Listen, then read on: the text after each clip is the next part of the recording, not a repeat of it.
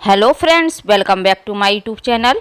तो आज के इस वीडियो में आपके साथ शेयर करूंगी अनंत चतुर्दशी की व्रत कथा, जो हर साल भाद्रपद के शुक्ल पक्ष की चतुर्दशी को मनाया जाता है। तो इस तरह से हम हाथों में फूल और अक्षत लेकर अनंत चतुर्दशी व्रत कथा सुनेंगे या फिर पढ़ेंगे। प्राचीन काल में सुमंत नाम का एक नेक तपस्वी ब्राह्मण था। उसकी पत्नी का नाम दीक्षा था। उसकी एक परम सुंदरी धर्मपरायण तथा ज्योतिर्मयी कन्या थी, जिसका नाम सुशीला था। सुशीला जब बड़ी हुई तो उसकी माता दीक्षा की मृत्यु हो गई। पत्नी के मरने के बाद सुमंत ने कर्कशा नामक स्त्री से दूसरा विवाह कर लिया।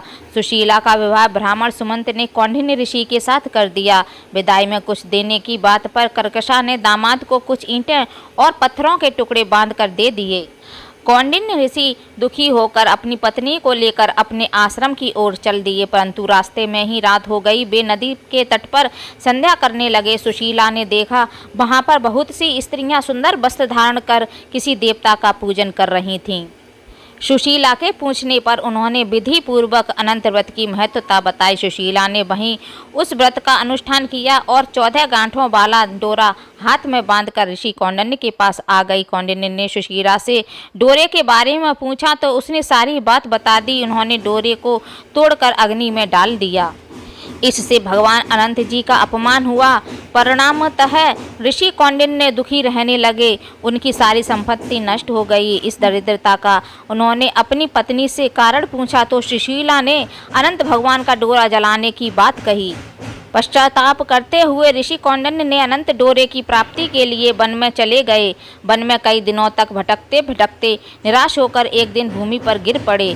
तब अनंत भगवान प्रकट होकर बोले, हे कौंडिन्य, तुमने मेरा तिरस्कार किया था, उसी से तुम्हें इतना कष्ट भोगना पड़ा। तुम दुखी हुए, अब तुमने पश्चाताप किया है, मैं तुमसे प्रसन्न हूँ। अब तुम घर जाकर विधि पूर्वक अनंत व्रत करो। 14 वर्ष पर्यंत व्रत करने से तुम्हारा दुख दूर हो जाएगा। तुम धन धान्य से संपन्न हो जाओगे। कौंडिन्य ने वैसा ही किया और उन्हें सारे कलेशों से मुक्ति मिल गई। श्री कृष्ण की आज्ञा से युधिष्ठिर ने भी अनंत भगवान का व्रत किया, जिसके प्रभाव से पांडव महाभारत के युद्ध में विजयी हुए, चिरकाल तक राज्य करते रहे। इसी तरह पांडवों और राजा हरिश्चंद्र ने भी अनंत चतुर्दशी व्रत किया।